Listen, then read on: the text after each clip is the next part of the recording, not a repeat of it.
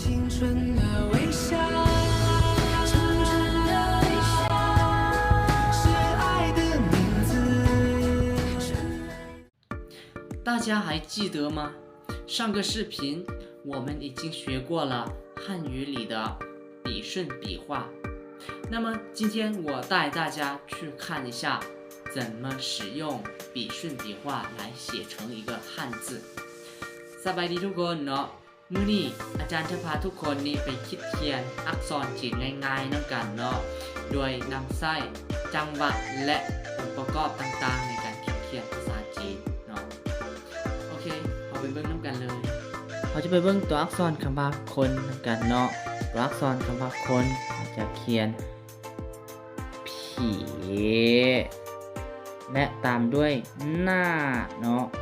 ซึ่งคำศัพท์นี้เราอ่านว่า人แมนอิงตามรูปภาพและเขียนเป็นอักษรเนาะผู้คนนี้มันได้กำลังจุกทองส่งและกำลังเดินตามถนนมันแมนผี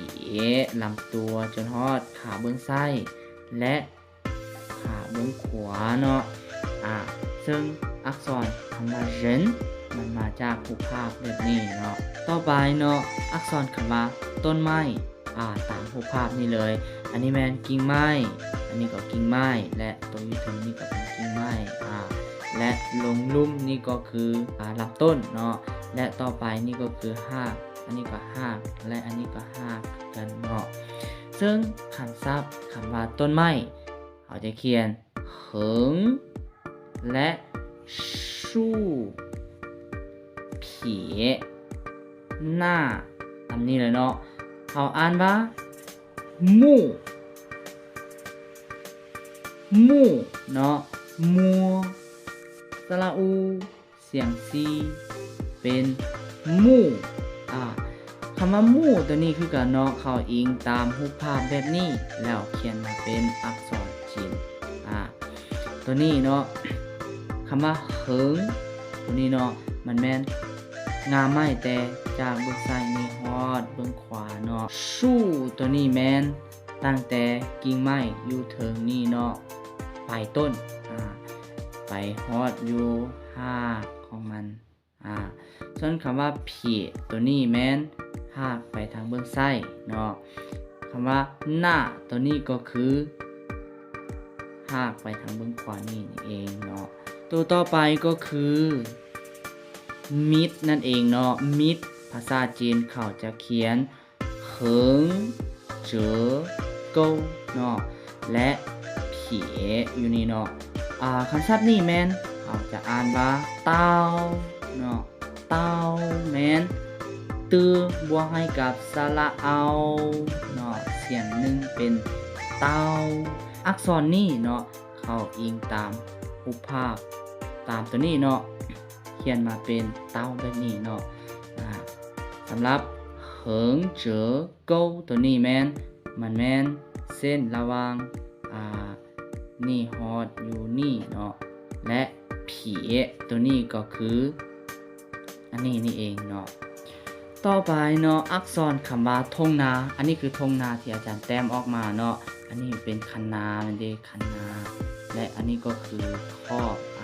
ทงนามันจะมีเนื้อที่ประมาณใดนึงแล้วคำศัพท์อักษรคำว่าทงนาในภาษาจีนเขาจะเขียนตามรูปภาพนี้เลยเนาะเขาจะเขียน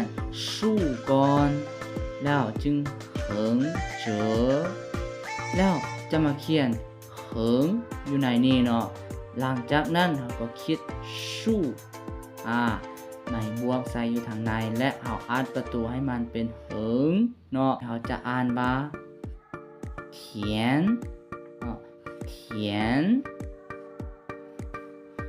คือสระเอียน